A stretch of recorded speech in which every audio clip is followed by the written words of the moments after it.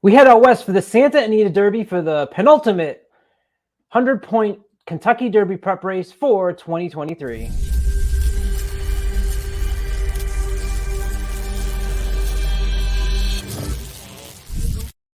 What's up, everybody? Welcome into the first look preview of your 2023 Santa Anita Derby, another 100-point race for the 2023 Kentucky Derby, joined by my good friend Matthew DeSantis. My name is Colin Sheehan. Thank you so much for joining us here on Trust the Profits. Plenty of horse racing content for you from now right up through Kentucky Derby, into Preakness, through Belmont. We've actually been here year-round. Thank you for your support, like and subscribing. Matt, did you know that we are almost at 2 million views on this channel? Wow, I did not actually know that. I know we're almost at 8,500 subscribers on our channel, which is an amazing number as well. So that's awesome. Yep, I was just looking the other day. I think we're just coming up or passing 1.8 million views. So really humbled by your support. We try to be humble, give you good information, have fun. We love talking horses. You found a great group of guys who just love talking about the races. So this is the most exciting time of the year. We can feel it, although this is the penultimate race before the lull, right? This is going to happen, and then we're going to have a month off for the Kentucky Derby. So we've got one last look at who are the contenders going to be. So I'll ask you, Matt, in the 2023 version of the Run Happy Santa Anita Derby, do we have a legitimate Kentucky Derby contender who can race with Forte? Well, I'm going to do a cross-sport comparison here and sound a little bit like LeBron when he went to Miami. Not one, not two, not three. I think we got as many as 4 potential Derby contenders in this race. I mean, this is, in my opinion, the best prep of the weekend. Better than the Wood, better than the Bluegrass, because of the top-end talent that's in here with Practical Move, Geaux Rocket Ride, Skinner, and National Treasure. I think those 4 horses are serious horses. And doesn't mean they don't have question marks. Doesn't mean you have to just go out and box a superfecta with those 4, because I think there's some legitimate questions to be asked and maybe some reasons to fade them. But I think each one of those 4 horses on their best day can run a heck of a race that puts them right there as a Kentucky Derby top contender. And I'll ask you, how many are previously trained by Bob Baffert or currently trained by Bob Baffert? Not 3, not 2, only 1, which usually when you go out west, that's not what you find. You find 18 Baffert entries and 6 get in the gate, and it's Baffert, Baffert, Baffert, Tim Yakteen, Tim Yakteen, Tim Yakteen. So you actually have Practical Move, who's your natural Tim Yakteen horse, who I am very high on. Before we kind of dive into those top 4, there's a burning question that I have here, and that is the talk of the horses coming over from Japan. That's obviously a big topic. They've been building up for many years. Obviously, they've gotten some high-profile wins, including the UAE Derby. Mandarin Hero is coming over to enter into this race. It's my understanding that, all right, I'm going to ask you, because you know this better than me. What can we take from Mandarin Hero as it relates to the winner out in the UAE Derby? Yeah, it's interesting. There's a little bit of like 6 degrees of Kevin Bacon that's going on here with Mandarin Hero. But it's important to point out for people who might be looking at the past performances and wondering about Mandarin Hero, who's won 4 of his 5 races. His only defeat was second by a neck at 1 1/8 to a horse called Hero Call. The thing to pay attention to, though, is Mandarin Hero has been running on essentially the secondary circuit over in Japan. There are races and race courses that are governed by the JRA, the Japanese Racing Association, as well as the NAR. He's been running on NAR tracks, which are essentially like secondary tracks, like out in California, if we're running at Golden Gate or Los Alamitos, kind of secondary tracks rather than the big tracks such as Santa Anita and Del Mar. So important to point out. That said, this is an interesting little factoid. The horse he lost to last time out, Hero Call, actually finished a pretty close up 4th 2 races ago to your UAE Derby winner, Derma Sotogake. So there is some connection to that UAE Derby there. And I think Mandarin Hero, listen, it's a lot for this horse who just came over, had 1 work over the surface. I think this would be a Herculean task if he were to be able to win this race. I'm not necessarily expecting that. But that said, I'm excited to see Japanese horses coming over and running in these California preps. I think that's the next evolution of Japanese dirt racing, is not just going to the UAE Derby to qualify, but coming over here to the United States and running in races here before the Kentucky Derby. Yeah, I just wanted to set the stage for that because I know that Japan angle is a big storyline that's going to be going into the Kentucky Derby, and Yep. Dermot got to get rolled right off your tongue. I guess it just rolled off mine very nicely. Though the only time that happens, but I don't want people to get caught up with, oh, I've heard so much about Japan. Here's a Japan horse. I'm betting Mandarin Hero, knowing that it's, as you said, coming from that second circuit, and don't take what Mandarin Hero does and apply it to what you saw in the UAE Derby. I think you have a legitimate contender that we saw at the UAE Derby. So sometimes people can, it's very important that we separate all these horses, but there's always that Japan's coming to the Breeders' Cup, Japan's coming to Anita, Japan's going to the UAE Derby. Let's just lay the stage for the folks on who this number 8 is. Okay, let's jump back. As you said, I was surprised that you rattled off that many Kentucky Derby contenders. I only had maybe one on my list. Where would you like to start of those 4 that have really got you excited? Well, we can start with the Tim Yaktine, the original Tim Yaktine, Practical Move, who is, the class of the California horses at this point. Won the Los Alamitos Futurity, came back after a pretty long layoff, and just looked so good, recording a 100 Beyer speed figure, winning that San Felipe Grade 2. He's a horse I find myself rooting for because he is an organic Yaktine. He's not a horse that wasn't given to Yaktine by Bob Baffert. He's one of his own horses that I think is just a really, really good horse. He's got a great running style in that he's going to stalk. He's going to be probably sitting 3rd or 4th in this race. It's the perfect running style for the Kentucky Derby, to be close but not on the lead, and to put himself right there in contention. Hard to see him running a bad race, especially now, second time back from the layoff. I love Practical Move. He's been in my top 3 for a couple weeks now. I'm really excited to see this horse come back for Ramon Vasquez. And will the real Tim Yaktine please stand up? There's the question of being sired by Practical Joke. Generally, that's kind of thought of a horse that maybe doesn't want as much distance. The average winning distance on sire stats going by Brisnet is 6.4. This race is 1 1/8 miles, so that is a little light. If you're going by that number, obviously that number is just an average of all the other horses. So as I said, you can't apply all stats to all the horses, but it's something that you have to consider. Are you concerned at all about the distance for Practical Move? A little bit, certainly. I mean, but he looked good in that San Felipe, going 1 1/16. It didn't look like he was losing ground. I mean, you might argue he was flattening out a little bit there towards the end. And it's also important to point out he's got some nice distance pedigree underneath, actually, the dam out of a Fleet Alex. And she was actually a stakes turf route winner in her own right. So can absolutely get the distance there. So it just depends where you think. You talk to people and they always say, oh, it's the dam that gives the horse, his or her distance capabilities. No, it's the sire that gives the distance, capabilities. So it just depends. Beauty's in the eye of the beholder to some extent. Pedigree's in the eye of the beholder, I think, in this case. But certainly that stat you said about Practical Joke is a concerning one now that we're going to 9 furlongs for sure. All right, that's the one that I had as a potential Derby threat. National Treasure is another one that you mentioned. I love that the jockey Johnny Velasquez stays aboard. This horse, what I'm a little worried about is the third out to Reincarnate last time. I was a big fan of Reincarnate over National Treasure, so maybe National Treasure will prove me wrong in the progression since January. Horse hasn't raced since January 8th in the Sham in Santa Anita. What do you like about National Treasure?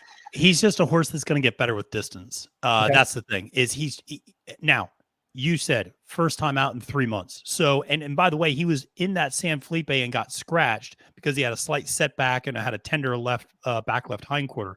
So, there was some concerns there. That said, you look at his works. What has he done since then? 6 furlong, 5 furlong, 6 furlong, 6 furlong. This horse wants distance. And as you start to stretch out, this is a horse that's just going to kind of grind away. I know the comparison I've made to him before colors a little bit like Country Grammar. Isn't going to wow you necessarily with dazzling speed on the front end or a great turn of foot, but he's just going to get there. And he just, honestly, I think his races have just been too short at this point. I think the longer he goes, the better he is. At 1.25 miles in the Kentucky Derby, if he qualifies, it would be something else. But here's the thing. He's got to win or finish second in order to make the field because he's got a goose egg right now in terms of Kentucky Derby points. Yeah, and not to give you crap because you gave me crap about Reincarnate that Baffert to Yak-Teen, he's going to fold in the Yep. stretch. And Reincarnate didn't fold in the stretch, finished on No. well for third, Yep. but was passed late. And I'm just going to throw that right back at you and say, well, you can't give it to me last week. I'm going to give it That's right fair back enough. to you this week. So let's go inside to number 3, Geaux Rocket Ride. This horse has only raced 2 times, has only broken the maiden in a $67,000 maiden special weight, came out and finished second to Practical Move in the San Felipe Grade 2. Not a lot to go off of there. So for you to say this horse is a Kentucky Derby contender, let's convince the audience. Listen, I think he is a better version of Mage in a lot of ways. Okay. In that he is a young horse that is ascending, that went basically maiden, stepped up into a grade 2. That's exactly what Mage did, right? Maiden to grade 2 Fountain of Youth. And Geaux Rocket Ride for Mandela is a heck of a horse. He's fast. And the fact that he didn't bounce off that maiden effort where he posted a 92 buyer, comes back, actually posts a better buyer speed figure next time out with a 96, I think was really impressive. Here's the other thing. We've talked all season about how there's not a lot of front running horses in the Kentucky Derby. Geaux Rocket Ride is that. This horse has speed. Now, the beauty is he can rate. He sat off of Hijazi in that San Felipe last time out. He trains with a target. So he's not a horse that needs the lead, or Mandela might not even want him on the lead. But I feel like he is only going to continue to get better. I think this race might set up pretty nicely for him. I could easily see him letting maybe a rabbit go out in front and sitting second early on before making a move. But he's a horse I really like. And of course, I really like that he got Flavien Prat aboard as well. I was just going to mention that Flavien Prat's got some pretty good options of horses he's been running. He's got Geaux Rocket Ride. He rode King's Barn, and he rode Angel of Empire in the Arkansas Derby. So if he wins on Geaux Rocket Ride, that's where that, you're going to start playing that jockey game of who has to decide where to go. All right, lastly, you mentioned Skinner. Yeah, he's an interesting horse. I think if there's a fair amount of pace in this race, he's the horse to really look at, I think, because he's going to come running late.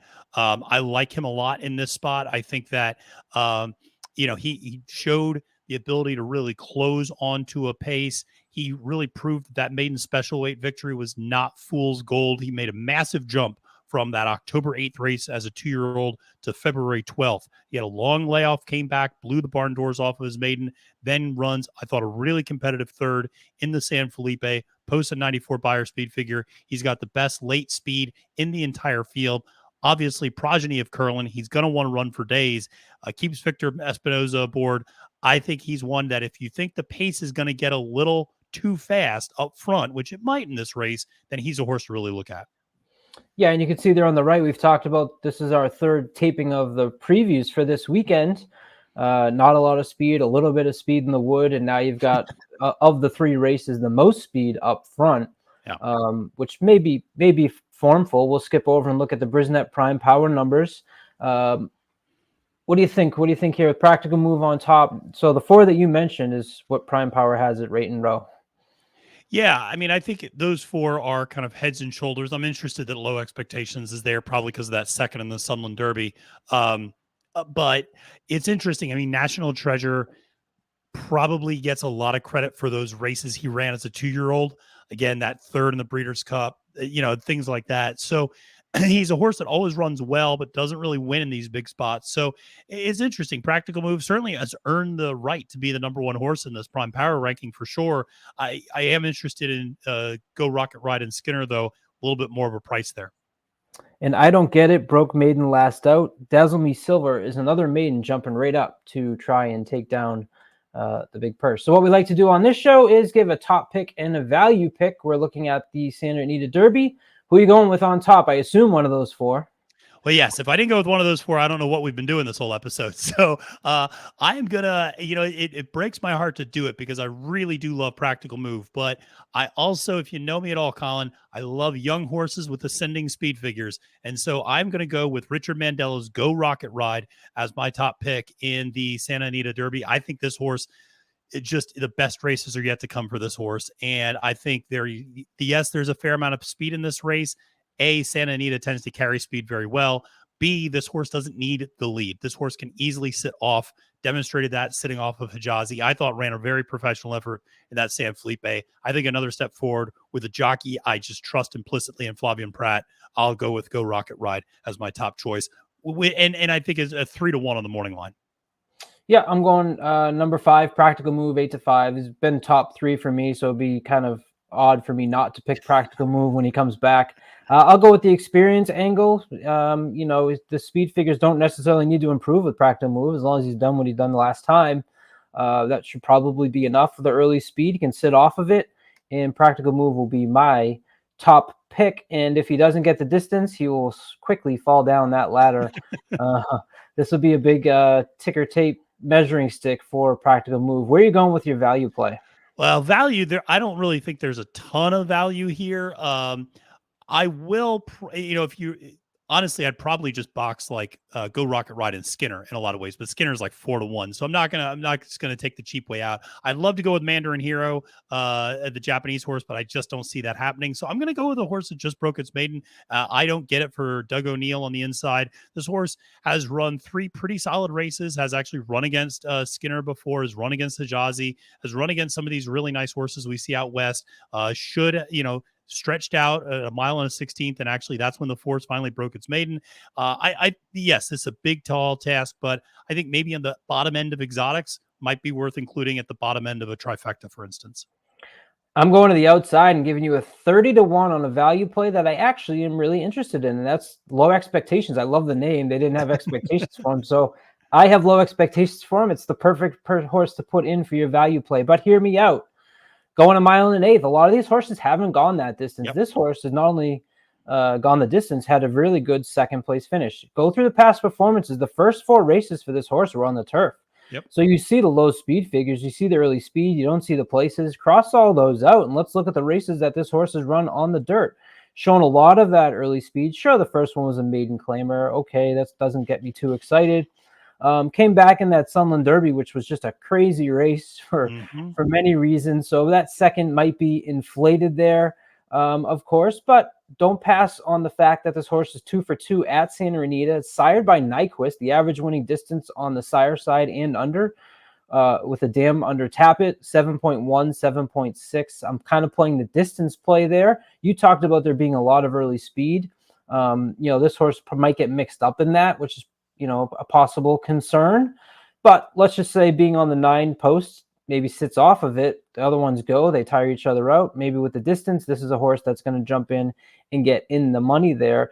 Also, you talked about, let's just throw out those first 4 races, okay? Yep. You talked about, Geaux Rocket Ride only having 2 races on the dirt. Well, if you look at Low Expectations, these have been 3 improving speed figures on the dirt. So 83, 91, 95. I'm hoping that maybe Low Expectations can meet those low expectations and do better. So what do you think about that? I love it. I mean, listen, I think if this horse can wheel back after after that Sunland Derby, I think that'd be great. And here's the thing, you mentioned the outside post.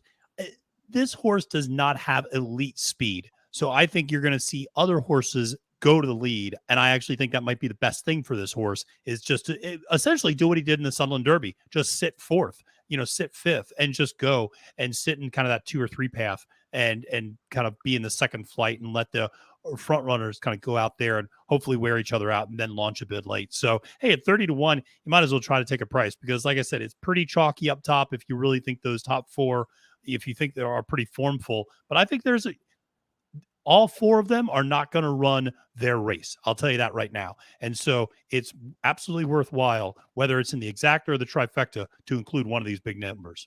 Yeah, and that's what I was thinking. I don't know that this horse can beat the other ones, but for second or third, if you're looking to add a price in the Santa Anita Derby, Low Expectations would be my choice. What else we got, Matt? We have a ton of content on the channel this week.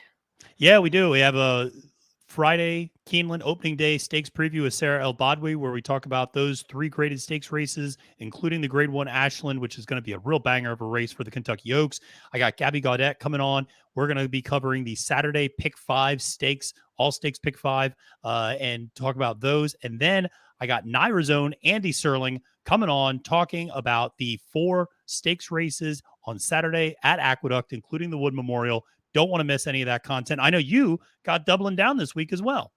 We do. I'm bringing in Jeff from Charting Horse Value. If you follow him on Twitter, he has a program that has just been on fire lately. He's been posting, and he's been posting the doubles. He reached out to me. He said, hey, can I be on Doubling Down? I love daily doubles. And since then, he's just posting all these doubles. I think he had $120-something winner double today. So check him out on Twitter. Watch out for Doubling Down. Please like and subscribe. We're hitting 2 million views, and we thank you for being a part of that and getting us there. And don't forget the lounge live on Thursday nights. Good luck this weekend, Matt. Good luck.